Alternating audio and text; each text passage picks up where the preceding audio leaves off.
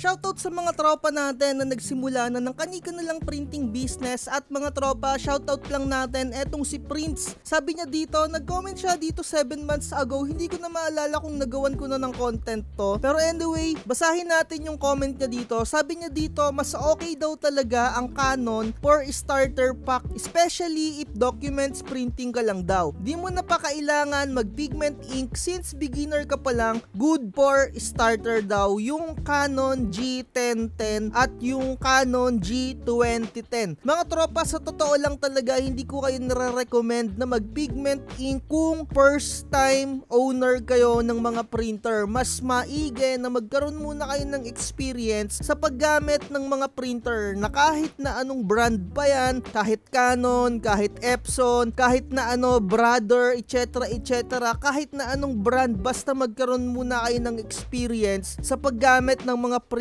And as times goes by na nag-gain na kayo ng experience sa mga printer na nagamit nyo, tsaka na kayong mag-explore at maiintindihan nyo na yung pigment ink, yung dye ink or sublimation or kahit na anong uri ng ink, kung para saan siya ginagamit or kung nagpipaid ba yung dye ink or kung nagpipaid ba yung pigment ink, at kahit papano maku-curious ka sa itsura ng output ng pigment ink. So ayun talaga yung pinaka-recommended ko. Anyway, sabi nga dito nung tropa natin na si Prince, Canon G1010 at etong Canon G2010. Eto mga tropa, hindi ko kayo hinahype pero meron tayong tropa na nagsimula sa printer na ganito. 3,000 lang niya nabili dahil mga flash sale sa Lazada, sa Shopee, nabili niya ng around 3,000. And ako, nakabili rin ako ng printer na ganito, Canon G1010, sa presyo na nagkakahalaga ng 3,000. At niresell ko yon mga tropa sa presyong 4,500. Kaya naman makakabili ka talaga netong Canon G1010 sa napakamurang halaga. Kaya naman yung isang tropa natin, nagsimula siya dyan at nagsimula siyang nanood dun sa mga vlogs ko. Ngayon, ang dami niya ng printer. Meron na siyang mga pang subli, and syempre kapag sublimation printing, Epson ang ginagamit dyan, and meron na rin daw siyang pigment ink. Etong printer lang yung pinagsimulan niya kasi nga suggested ko rin tong printer na to kung talagang napaka-tight lang yung budget mo. Mabibili mo kasi to around 3,000 lang talaga kapag nagsisale. Abangan mo lang sa Orange app or dito sa Lazada, nasa sayo na yan, basta tamang diskarte lang sa pagbili sa online. Kaya naman, salute talaga ako sa mga nagko-comment dito sa ating YouTube channel na tinutulungan ako mag-response sa mga nagtatanong dito sa channel natin. Kagaya na ito, talagang okay din talaga etong mga printer na yan. Kasi mga tropa, unang-una, yung mga Canon, kayang-kaya niya mag-accommodate ng mga makakapal na papel. Hanggang mga 300 GSM, basta yung mga double-sided na QAF, talagang okay na okay yan. Usually, ayun yung ginagamit sa mga gabble box or sa mga iba't iba pang mga application dito sa printing. Malalaman niyo yan kung kailan kayo gagamit ng mga 300 GSM, usually sa mga invitation at sa mga calling card. Kasi may mga customer na kailangan or gusto nila na makakapal yung calling card paper nila, yung hindi maninipis, and yung iba naman gusto maninipis. 'Di ba? Depende sa preference ng mga customer ninyo. Ayun na nga ang nangyayari kasi kung sa Epson kayo na printer ang gagamitin ninyo, may mga nagkakaroon ng shark teeth or kailangan nyo pang i-modified yung printer na yon. And syempre, kung first time owner kayo ng printer, hindi nyo siya alam gawin or wala talaga kayong idea totally. So, talagang okay din talaga itong mga ganito na Canon. And syempre, kapag dye ink yung gamit, may mga kaakibat din yan na mabilis mag-fade. And syempre, as times goes by, mapapansin mo din yung output mo nag-iiba yung kulay. Kaya naman, I highly recommend kapag meron kayong customer na nagpapaprint sa inyo, usually example mga tropa, no, meron kayong customer na nagpagawa ng chip bag, alamin nyo kung kailan siya kailangan or kung kailan yung birthday na magaganap or kung kailan ipapamigay yung mga chip bag para naman hindi mo siya magawa kaagad. I mean, kung 3 days pa yung pinaka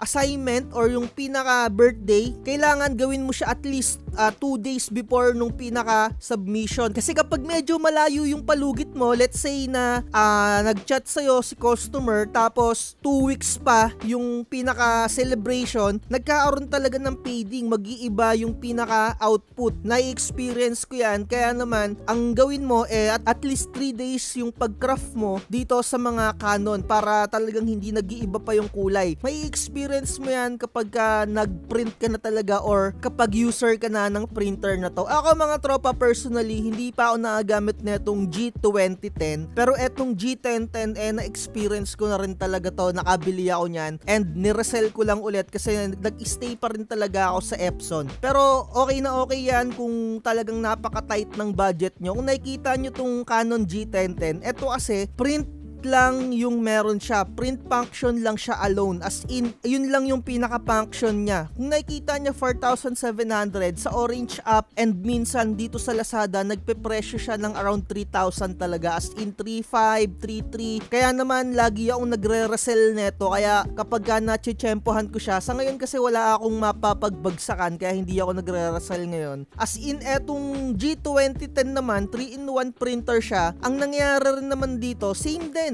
parehas lang din yan. Pwedeng makakapal na papel yung i-print mo dito sa printer na to. Minsan nakikita ko to around 5,000 naman. Tignan nyo yung presyo niya, napakamura kung ikukumpara mo sa Epson printer. Pero syempre, etong mga ganitong Canon printer, stay ka lang talaga sa dye ink. As in, original ink lang yung gamitin mo for longevity ng printer mo. And kung gagamit ka naman ng mga alternative na ink, talagang dun na mangyayari na baka mabilis masira yung pinaka-cartridge mo. Speaking of cartridge, eto yan, diyan lumalabas yung mga ink ng printer natin sa Canon. And syempre, the more na madalas kang nagpiprint, as times goes by, nasisira rin to. And syempre, mas mabilis masira yung cartridge kapag gumagamit ka ng mga alternative na ink. Syempre, iba yung consistency ng mga alternative na ink, kaya make sure na yung bibilihin mo talagang compatible and magaganda yung feedback sa ink na yon. And kung gusto mo naman talaga na hassle free,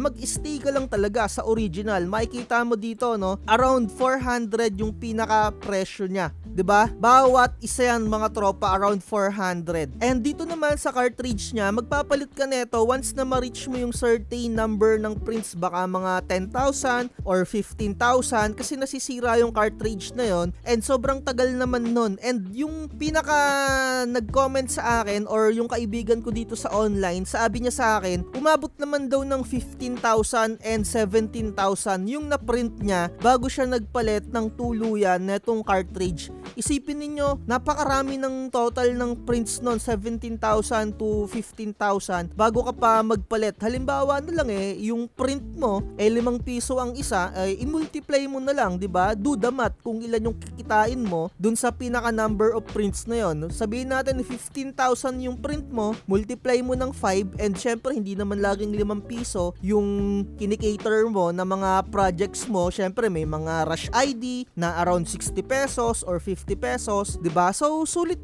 na rin talaga. Hindi ko kayo hina-hype dito sa mga nagsisimula sa mga printer na gamit na to, kasi ayoko talagang na-hype kayo. Pero kung for starting lang, okay na rin to, 'di ba? Sa mga Epson printer naman, mas okay kung talagang medyo may budget talaga kayo, kasi napaka-flexible niya sa mga ink. And syempre may mga kaakibat din talaga ng mga maintenance kapag gumagamit ka ng pigment ink using Epson naman. Sabi nga dito ng tropa natin na si Prince, saka ka na magdagdag ng Epson if talagang kailangan mo mag-pigment or sublimation, 'di ba? Kasi iba yung output mga tropa ng pigment ink kung mga sticker printing talaga yung target mo. And syempre kung mga document printing lang, panalo na rin tong mga Canon G1010. And sundin nyo to mga tropa, legit to. I highly recommended to na eto, no, saka ka na magdagdag ng Epson if talagang kailangan mo na mag-pigment ink or sublimation. Pero take note, may maintenance ang D-dye ink, pero mas okay kung mag-sublimation ka for next additional services. Totoo to mga tropa. Kagaya nga ng mugs printing or t-shirt printing, etc.